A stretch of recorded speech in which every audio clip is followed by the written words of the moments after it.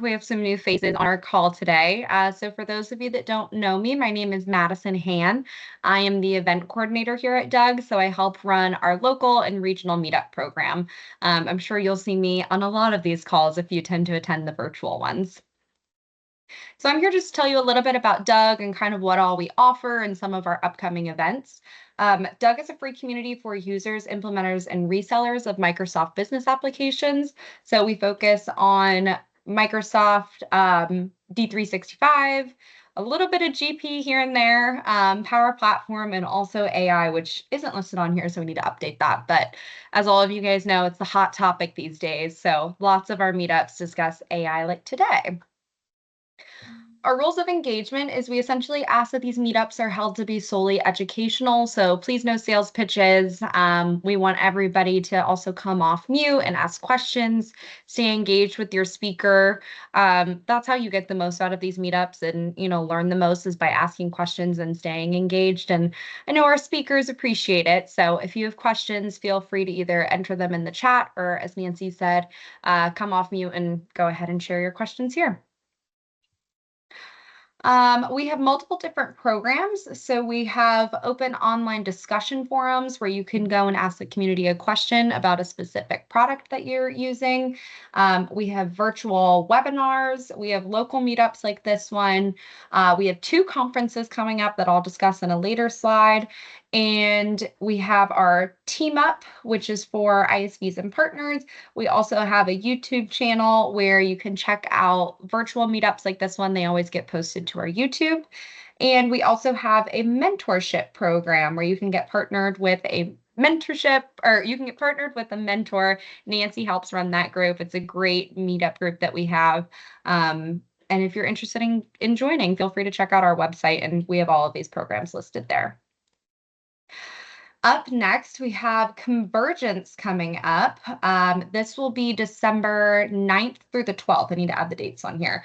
This is a pretty new thing that we're doing. I'm sure this probably looks kind of familiar to some people who have been in the space for a while. Microsoft came to us and wanted to bring Convergence back. So we are bringing Convergence back a little bit different than how it has been in the past. It'll be focused on AI and ERP specifically this year and potentially growing within the next few years. To incorporate all products. So if you're interested in coming, you can scan that QR code and registration is open.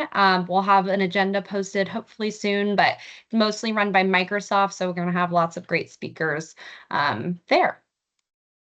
And then our next conference coming up is DynamicsCon in 2026. This will be May 12th through the 15th in Las Vegas. And this will be a multi-day conference where we have lots of different educational sessions and networking opportunities.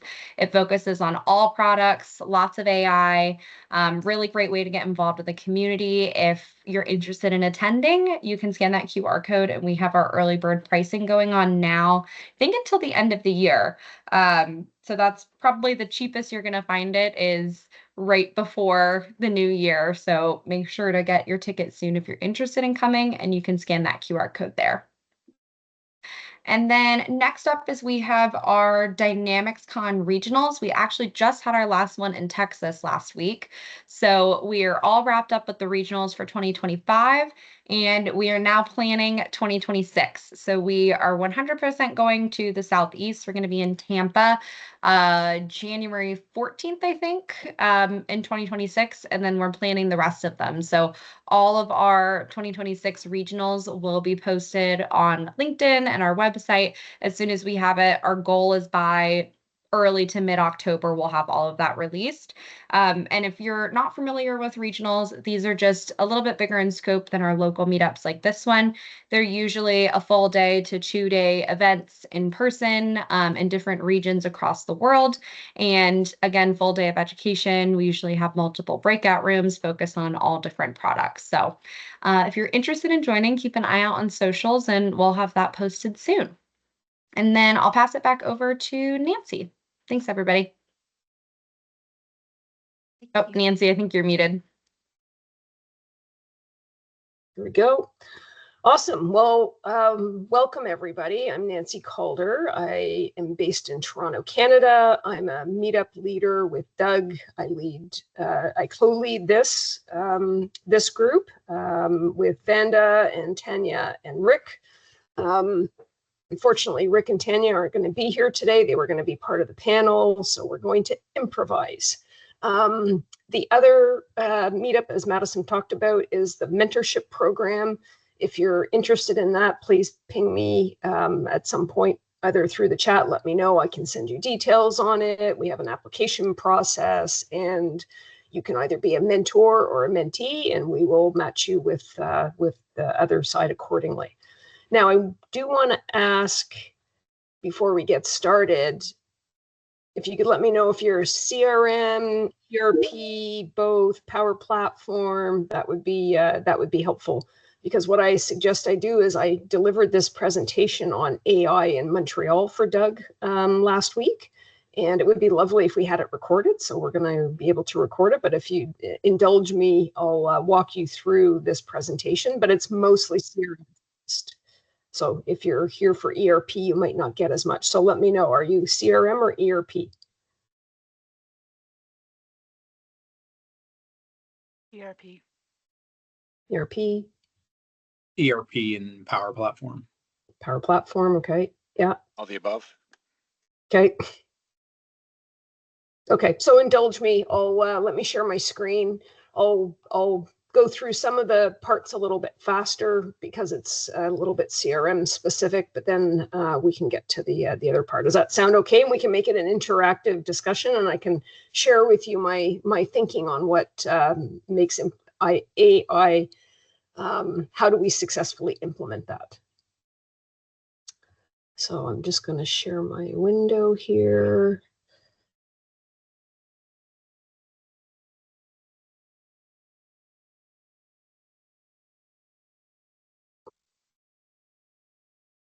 Go.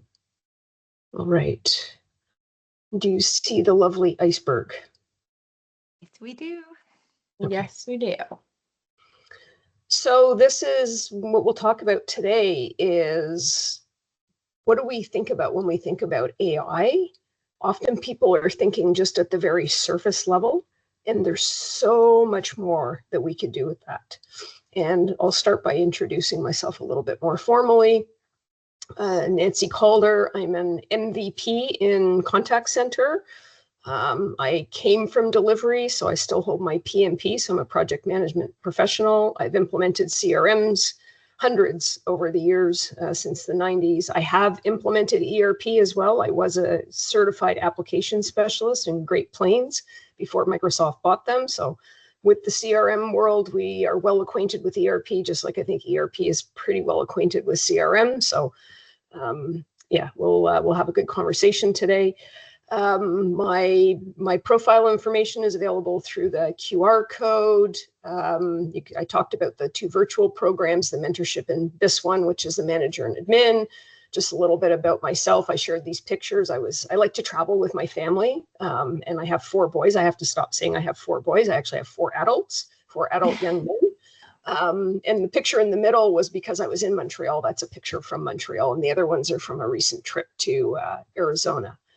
I'm also co-author of a book that's going to be published in November called The Agentic AI Revolution. So I say that just to help you understand. I spend a lot of time looking and thinking about AI. So I have, it's a bit of a credential, I guess, in terms of my point of view. So without further ado, let's talk about what we're going to talk about, which is, I'm going to talk about some of the surface level use cases and how do you go beyond that, right? How do we do a transformation, and what kind of transformation are we seeing in business applications? What are the innovations we see within Dynamics and Microsoft? I'm going to talk about Microsoft's Frontier Firm. If that's not familiar with you, that's something you probably will want to get to know.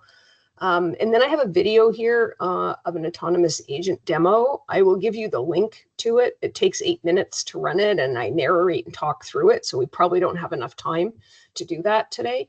But I encourage you to watch it, because if you've heard things about AI and you're not sure, like what's an MCP server?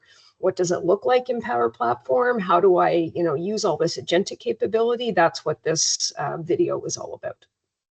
Okay, does it sound good? Everybody's still here, so that's good. No one's talking. Yep, we're here. Okay. So just drop it in the chat or come off mute. What do you guys use AI for now? Like, how are you using it in your day-to-day? Anybody want to share? Vanda, how do you use it?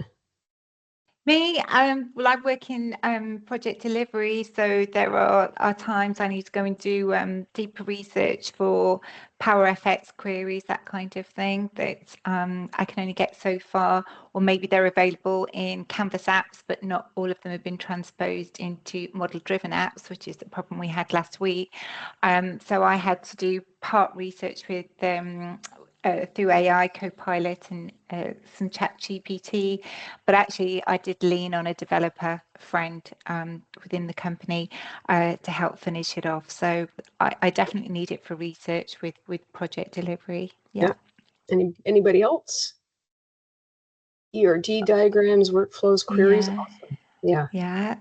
I use it, like, I don't think I've written an email in a long time that I didn't use Copilot to help me with. Even, this presentation was a lot of, side help with ChatGPT and Copilot. So there's a lot of people that are touching kind of the surface of things.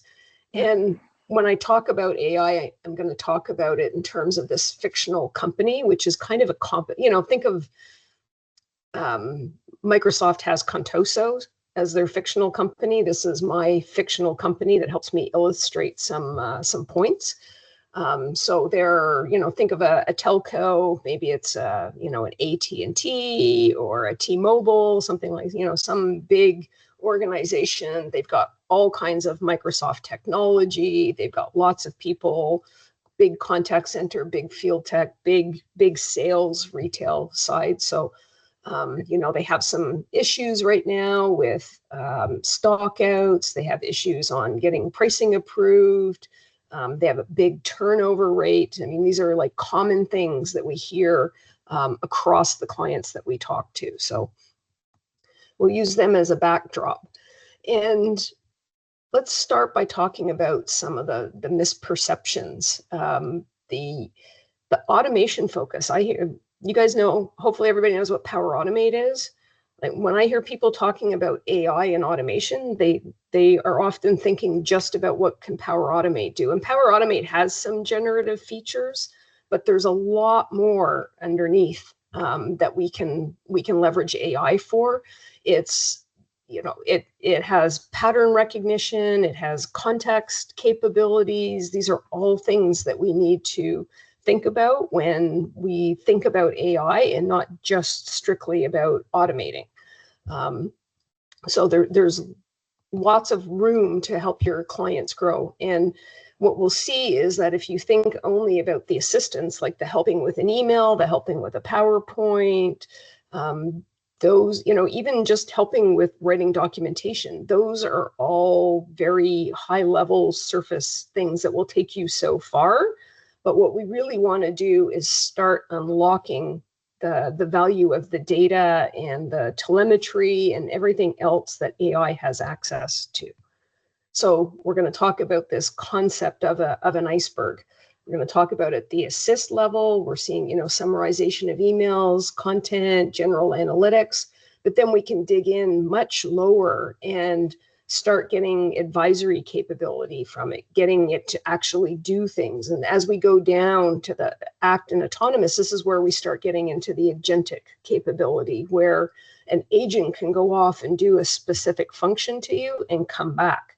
Doesn't have to always do it autonomously. There, generally you want to keep a human in the loop, and we'll talk about that. But the ability for us to get more value in various workloads through access to the data, the workflow within governance, and access to telemetry is going to drive incredible ROI for anybody who's using it.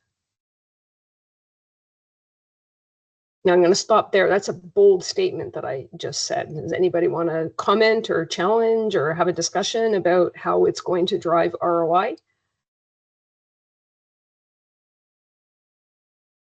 No, okay, got a bunch of believers. That's great. Or you're waiting for me to finish convincing you. Well, because there are a lot of people that have genuine concerns, and when we do the panel, that's some of that we address. Right, there's a lot of like social concerns, and will people lose their jobs and those types of things. So we can get to talking about that if you want.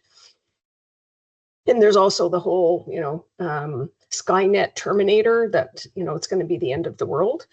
That's also a big concern that I hear, a lot of objections that I hear.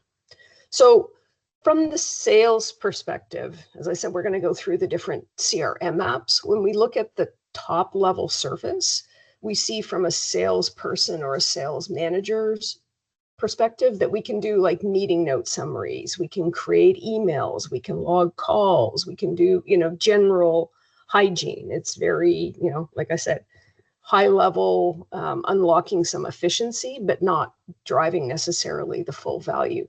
But as we get into the lower levels here, and I'll just open them all up, we can start to talk about, like, as a seller, how can I get price guidance and understand, should I be giving up that margin now? Should I be doing a discount now? What's gonna, like, that what if scenario, if I do it, how can I make that happen? And I know sellers that I've worked with, often they have to work through, so okay, I've got my pricing.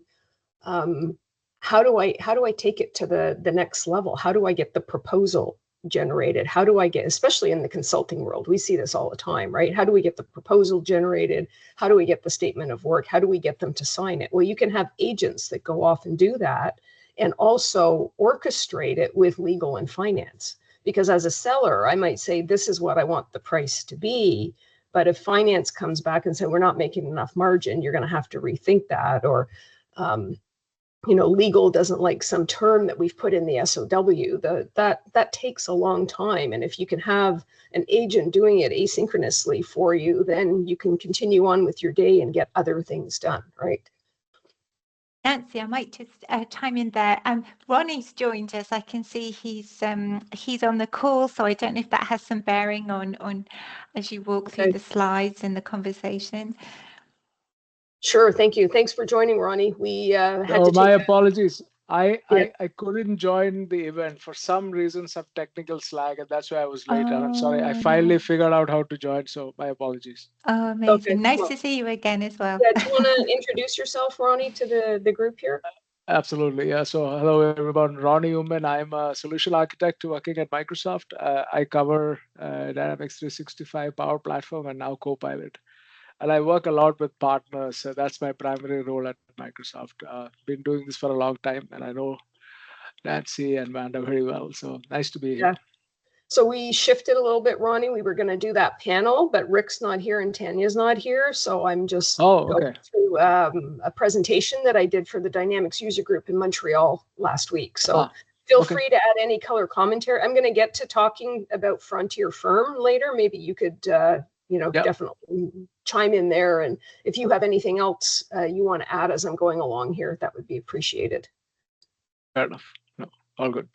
Okay, and then, from our telecom example, one of the biggest things, again, working in contact center, or even just the salesperson, getting the talk track that they need and the objection handling advice that they need in real time, right? They could be having a conversation with the client and the AI is listening in and giving them ideas on how to handle what the customer is saying. So that's taking us down to another level.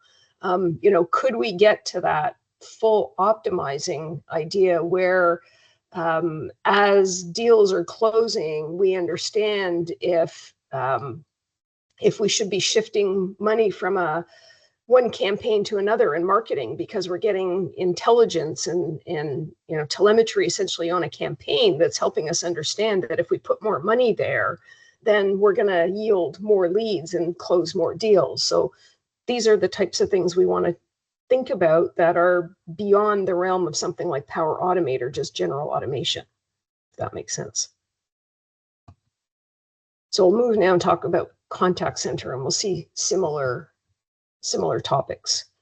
So at the top level, I mean, I had the opportunity to go in person to the Microsoft Contact Center in Redmond when I was at the last MVP Summit, and we got to talk to some of the contact center agents. And for them, having Copilot has been game changing, right? The summary, like they don't have to type up all the notes anymore. They can get it summarized.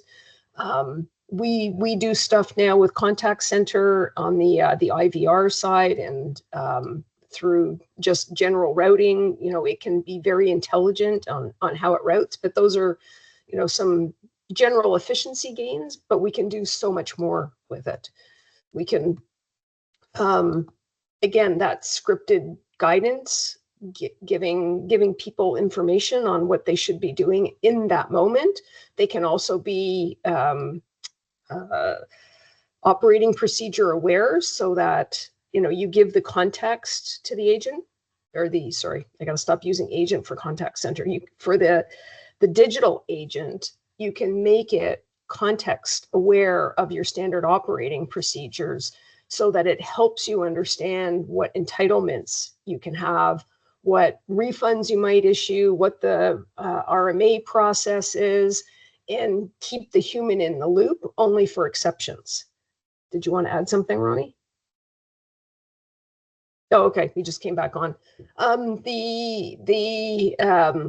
You know, I give an example here. It's not quite contact center related, but there's a great video out there with Ray Davies, who's a part of the AI product team within Microsoft.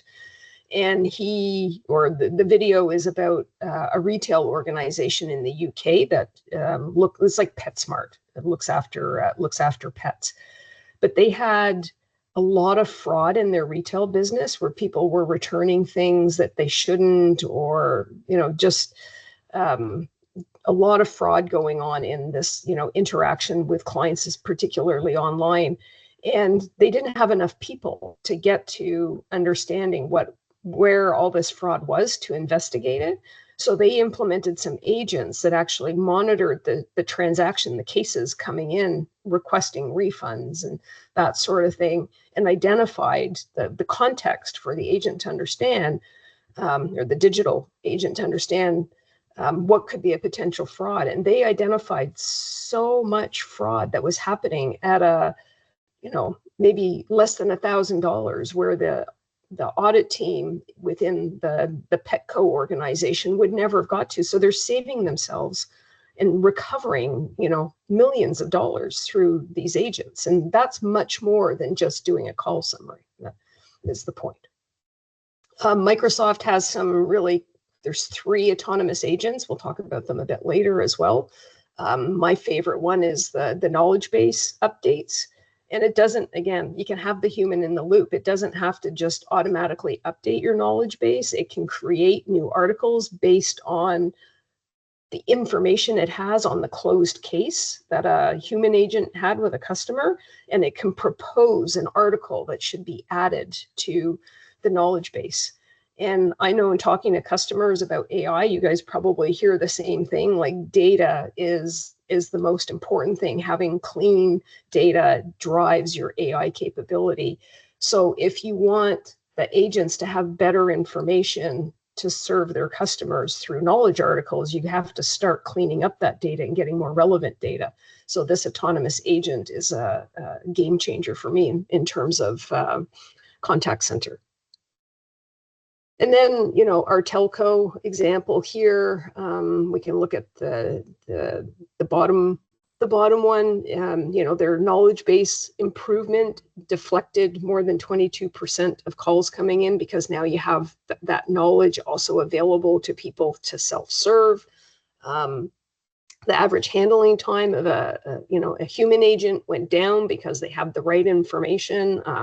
I know we've implemented some of this stuff to some of our clients, and we did it as a pilot, and we went to take it away, and we got like a huge resistance because you had all these brand new human agents in job, and they totally became reliant on it because they didn't know what to do without the information.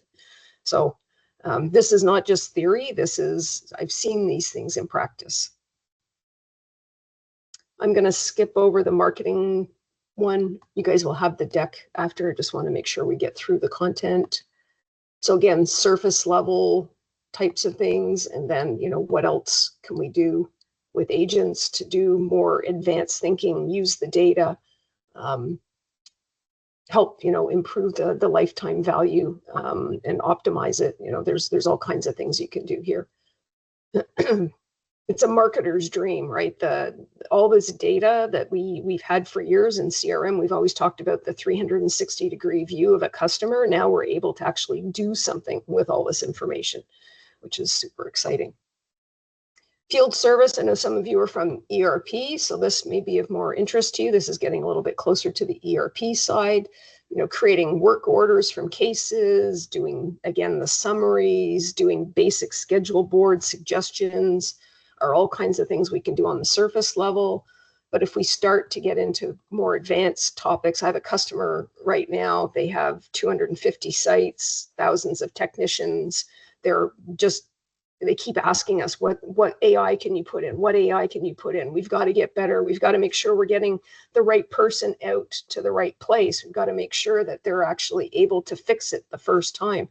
Knowing that they have all the right parts. I mean, this is where we lean into the ERP side of the house, right? Being able to have an agent dip into the ERP, whether it's F&O or BC or something like SAP, being able to give that information to the technician to know, where are the parts if I need them? Can I stop by on the way to the customer? Am I picking up telemetry from whatever, if it's an HVAC machine, can I sort of get the data sent to me and help me understand what the problem is, so then I know going in what I need to do, what parts I'm going to need, those types of things, right? So there's a lot we can do on the field service side. And again, here's another example. So I know we had some ERP folks here. Does anybody want to come off and talk about what you see on the ERP side? Or Ronnie, maybe you, I think you're more CRM as well. Yeah, thanks. So Nancie, one of the points, I agree with whatever you say. So one point I wanted to make, Microsoft Azure support completely runs on our contact center. So that is the best example you can give today. If any customer calls Azure support, it's completely D365 contact center with all those agents running. There's a slide that exists. I don't have it right now, but with all the KPIs on how we've improved on all of our metrics from the call center perspective. So we are live with it, we use it. Number two, in all of these slides, the common thing is identifying patterns, right? So there's a couple of advantages here. One is consolidated data. Data needs to be clean. Single source even better, or single tenant even better. But what AI is really doing is giving you those data patterns, which gets converted into insights. So it could be those IoT sensors looking at patterns, or marketing trends, or case descriptions.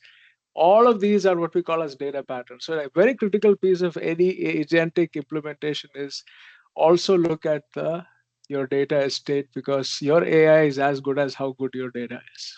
Exactly. Thank you. Okay, I guess one that I could think of on the ERP side that I saw recently was the completing timesheets. I think there's also completing expense forms. There's help in the supply chain side. So again, lots of space to take advantage of agentic capability. So on the CRM side, these ones here is listing off the different types of Copilot. So we have Copilot in sales, Copilot for sales, contact center. We have the Copilots in them, field service as well, and customer insight. So across the board on the customer engagement side, we have these, Copilots, which are somewhat at the surface level. It's now that we're starting to see more and more agentic capability coming out from Microsoft. These are some of the ones that are there out of the box. So we have in field service, we have a scheduling operations agent, which will, move us away from that just suggested option that you have to a full-blown, I could imagine down the road that this scheduling operations agent is going to replace RSO, which is a resource scheduling optimization engine. could see it going there, which would be awesome. Sales qualification agent, Vanda talked about using AI for research. This is something that you can have go out and research things from all kinds of different data sources. I know lots of people that are starting to use the sales qualification agent quite successfully. And then on the customer service side, we have the three. I talked about the knowledge management. A big impact on the contact center side is the intent agent.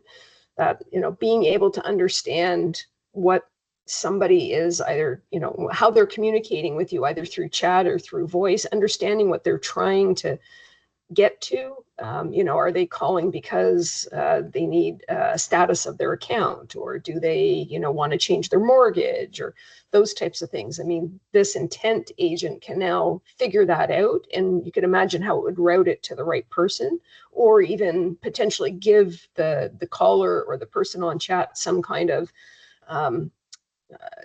content that would help answer their question, therefore deflecting the call. So there's lots that we can do with these intelligent agents. And I'm sure there's more to come, right, Ronnie? I haven't seen what the latest is, but I'm sure we're going to see more and more of these. So rule of thumb, if there's anything, like one of the questions we always get is, how do we know if we build an agent, whether Microsoft's going to build an agent? Here's a rule of thumb. If it's a horizontal capability, there's a very high chance that Microsoft will build it, like case management agent or knowledge management or lead to opportunity qualification agent. Something. All of those are horizontal plays. What we will not build is something like a KYC for a financial services organization, according to what the industry did. That's not something that Microsoft will build. It's just a general rule of thumb. I'm not saying it's the rule, but we will continue to invest in our first-party applications and the agents that run horizontally on all of this. So it's just a matter of time before maybe you'll find, now that we've got contact center on Teams, you're going to see some sort of an agent going to be built in those lines, right? So we will build. We are continuing. That is going to be our roadmap going forward. Cool. And then, do you want to talk about frontier firms since you're? You go for it, Nancie. I mean, you prepared, so I don't want to disrupt that. So go ahead. The frontier firm, there's some links here for you if you haven't heard about Microsoft's view on the frontier firm, and Microsoft themselves are a frontier firm. I'll show you that on the next slide. But I want you to think about the piece in the middle here. We're taking this hybrid of human plus agent to, 3 levels of maturity.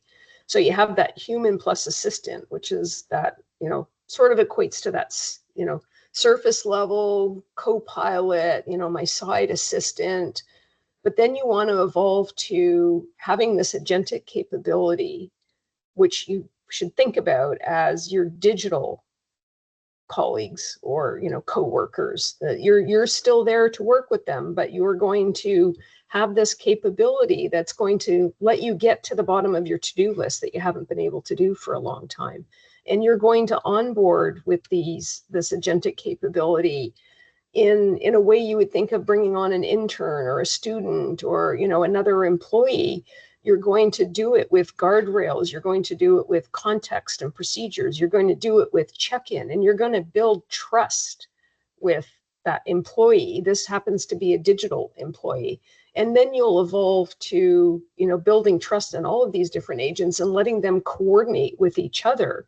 As I talked about earlier, if you had that, you have a statement of work agent that builds out the statement of work, and then it passes it to the agent that needs to get it through the legal process, and then it passes it to the other agent that goes to finance, and then it all comes back, but you're still in the loop, but you're just having all those other things happen autonomously.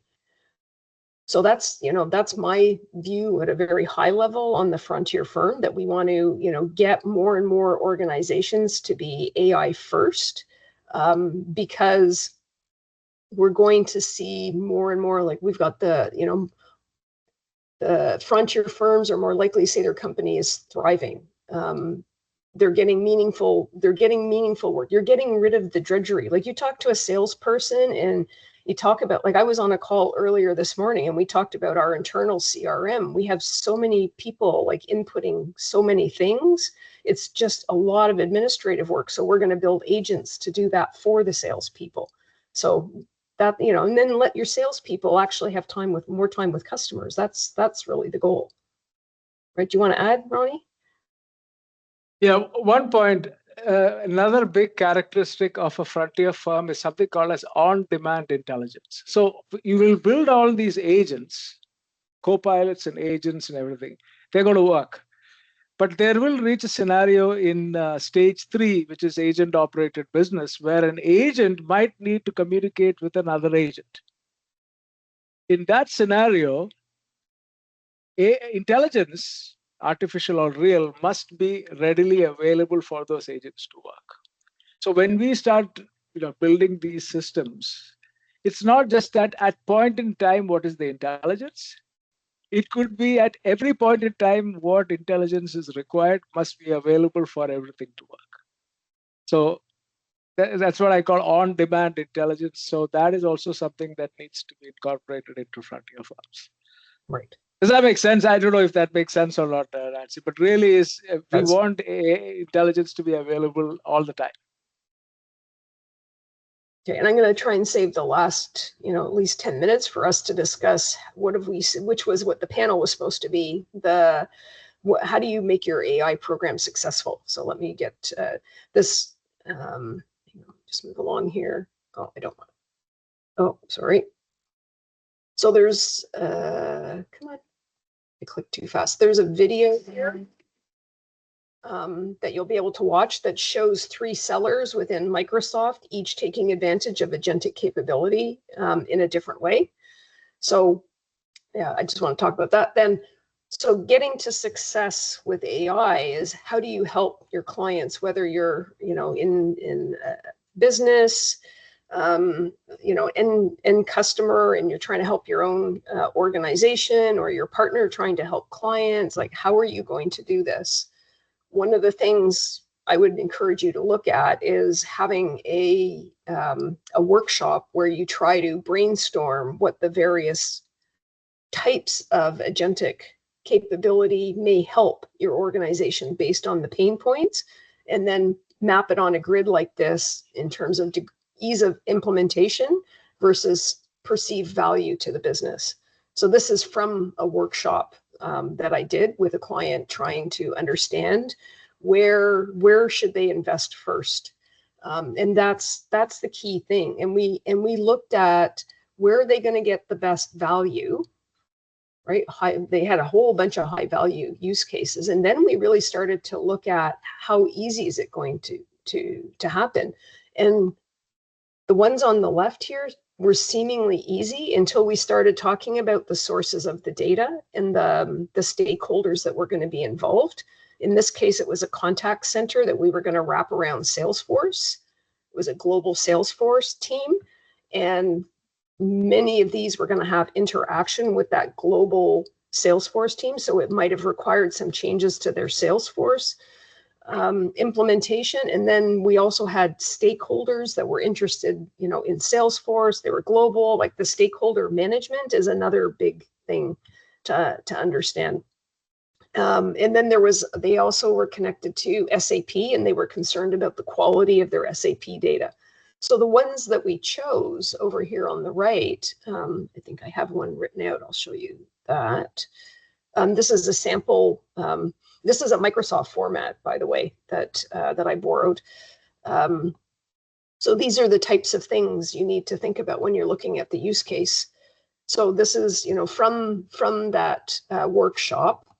This is what I wanted to get to. So looking at, what are they trying to solve? This was, they had people calling into their contact center trying to find a partner that could. So they're like an HVAC distributor. They're the manufacturer. They sell the stuff, and then they have different people out in the community that repair and install these various machines. So they get people calling them all the time, like which partner, who's in my local community. And what they would typically do was look at sort of the local geography and just give them a whole bunch of names to go after. And what we thought would be better for them to do, and it was a different source of data. It was a SharePoint site that they had their own information stored in that was going to give them access, or this agentic capability, access to various pieces of information that they had local on their SharePoint that would allow them to get the person, the caller, to the right business partner more quickly, and not just give them a whole set of potentials, right? And then make the customer do the calling themselves to try to qualify it. So the key thing there is that they had exclusive, like it was within their domain. There weren't a lot of stakeholders, and the data was all self-contained in their own area. So Ronnie, do you have anything else you want to add in terms of this particular aspect, picking use cases? No, this is a very good format. It's called the AI Discovery Cards format. Yes. It's working well. So please, by all means, use it. It's a very good tool to discover it. It's quite successful, actually, Nancie. A lot of people are using it. Cool. And then the last one I told you about, it's about 8 minutes, so I'm not going to stop it here, but it covers, this gentleman from Microsoft goes through Copilot Studio, helping you understand what an MCP server is, helping you choose what kind of model you want, shows the whole structure around the multi-agent and how they interact with each other. It's a really great example. So I don't know, Ronnie, have you seen this one yet? I think I have. I don't, sometimes I see a lot of videos. I can't really. So if you play it, maybe I'll know. Yeah, well, I'm not going to run it now, but we'll give you give you a link, everybody, to it, and we'll make sure that it shows up in the recording as well in the notes. So yeah, it's really, really insightful. It's fairly new. I think it came out in September or August, so it's got all the latest and greatest. So that helps you understand the mechanics of what the tools are that you have in front of you. But I'm just going to wrap up here on this topic. So think about it as a transformative tool. Figure out how it's going to grow you organizationally, so you don't always have to get more people. Now you can use digital help to get more done. And we don't necessarily need to think about it replacing people. It's shifting what they do, moving away from those mundane tasks, getting your to-do list done, those types of things. So that's how I like to think about how we implement AI. That's it for the presentation. So thank you on that. Maybe, Ronnie, we could have a dialogue on how, what do we see clients doing that makes them successful with their AI implementations. Yeah. So I have a point of view on that, right? And we all start with what does AI transformation look like, right?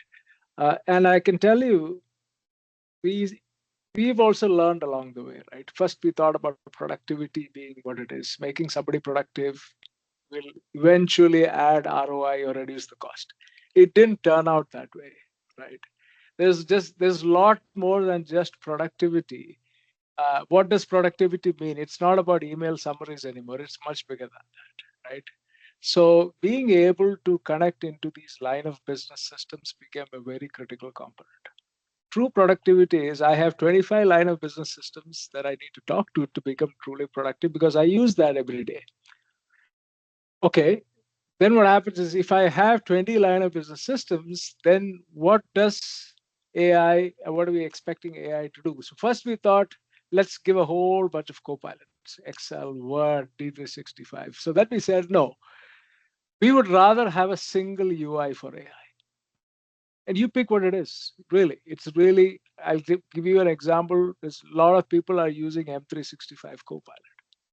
That is that single interface through which we can build all these agents, build all your connectors into all these systems and start using it. So single UI for AI. So you would have seen that slide multiple times. One UI for AI, all the agents and connectors running. Then we say, what platform do we use to build all of this? Is it Copilot Studio? Is it Azure AI Foundry? There's a whole thing. But remember, all of these, there are advantages. If you build something on Copilot Studio, which is an enhancement of Power Platform, you already get 1,500 connectors pre-built. You don't need to build custom connectors. Azure AI Foundry has so much more compute capability. It can handle so much more large volumes of data. So that decision tree is what really matters when it comes to deciding what your AI strategy is. What is that place that you're going to access AI from?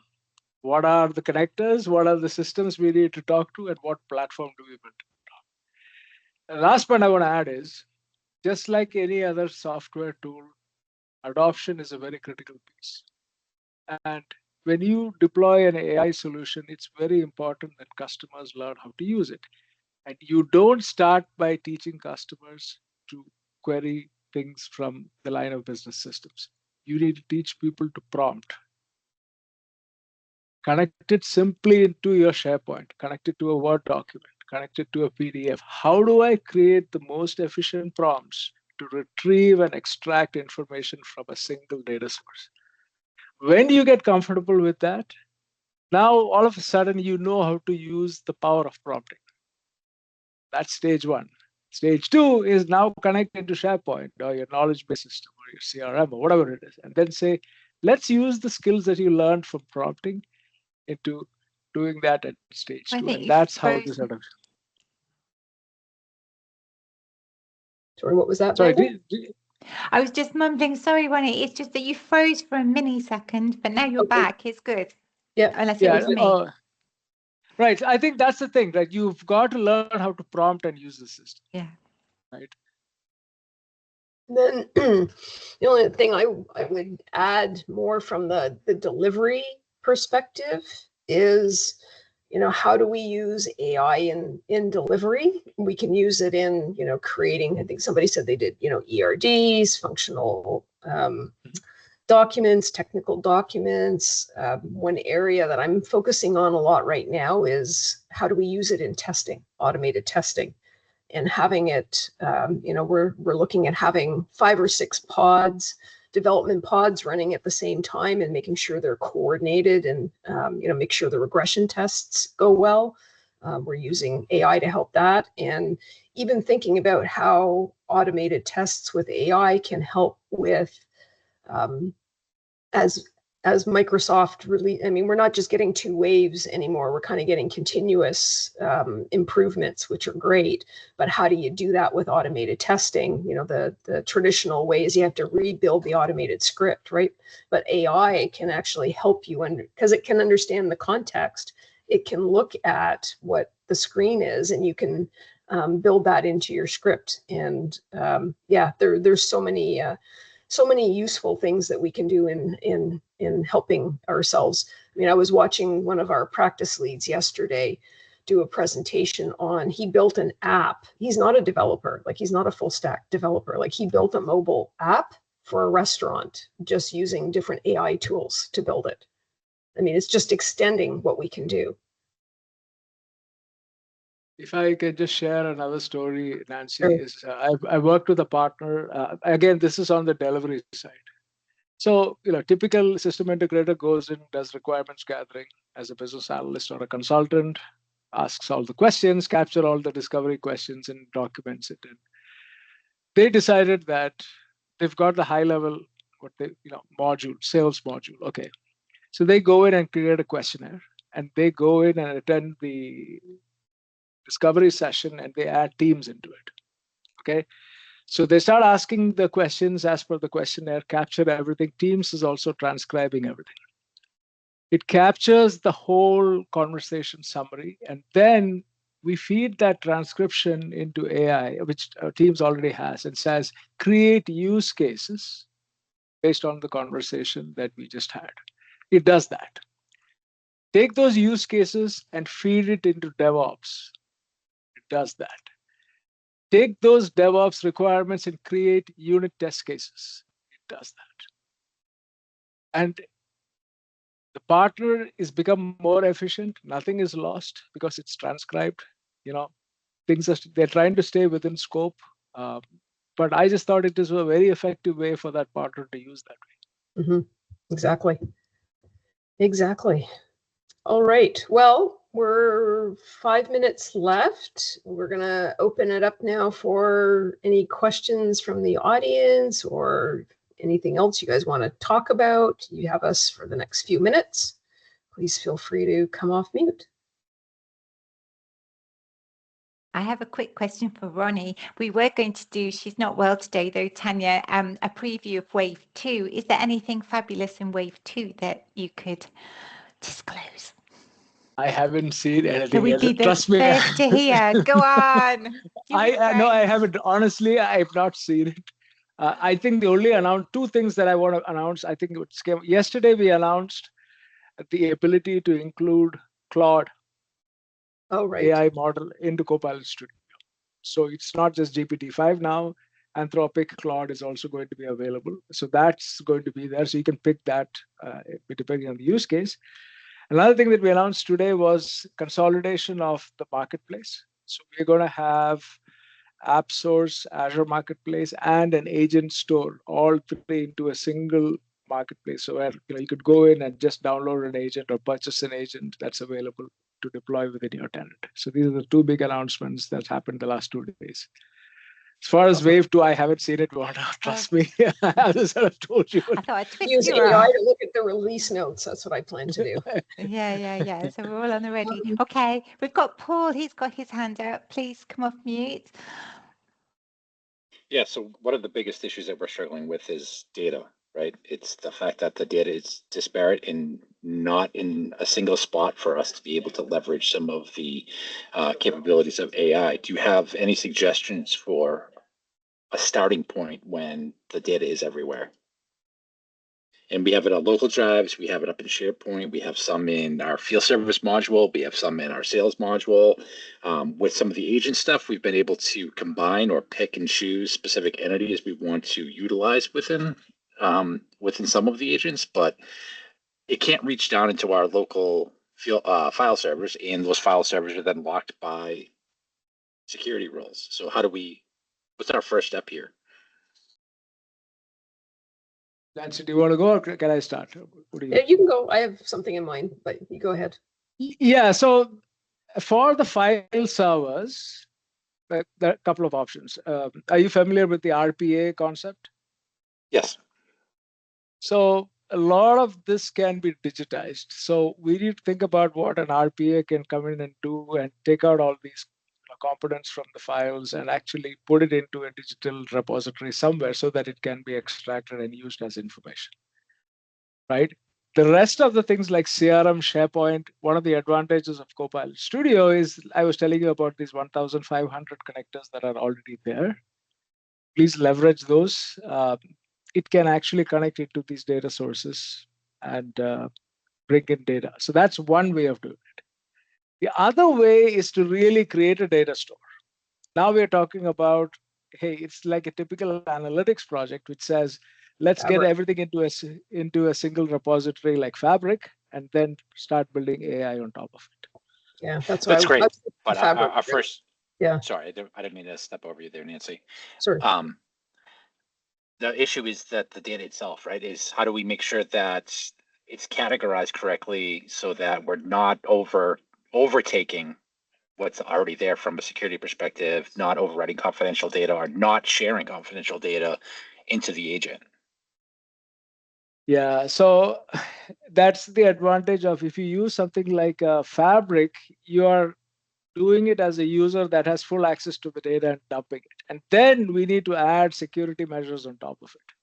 Whereas if you do it through Copilot Studio, it respects the existing permissions that are there. So I'll give you an example. I want an agent that gives me every day the top 10 opportunities that I need to work on for today.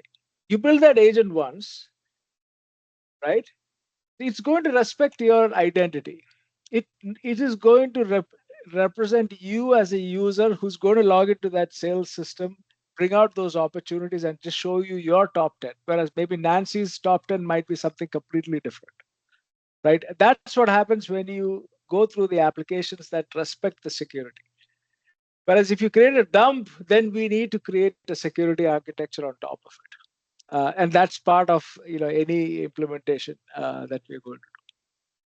That makes sense, Paul. I know it's not the perfect answer, but it's a much bigger discussion. But yes, there are ways to do it, Paul. So yeah, it's just the starting point is just it's at points insurmountable when you're looking at where the data is located and trying to aggregate that into usable data. I understand what you're saying. Yeah, great. Let's dump it into the fabric and let's build some rules on top of it. But it's that data in the fabric that we have to actually analyze and look at and try to categorize and then basically qualify whether or not that's going to be worth putting in an agent. Yeah, we have some clients that are using AI to help improve the data for AI, to figure out what the you figure out what the pattern is, and you figure out the you figure out what the outliers of your data are, and you want to take it out of the mass so that you have cleaner data from which the Copilot can gain its information, if that makes sense. Okay, yeah, that does make sense. Okay. We do have to wrap, so yeah, if you need to reach myself or Ronnie or Vanda, I'm sure you can find us through the Meetup platform, but thank you for your time today, and yeah, enjoy using AI. Thanks. Thank you. Thank you. Thanks, thank everyone. you, folks. Bye now. Thank you. Thank you. Bye. Bye-bye.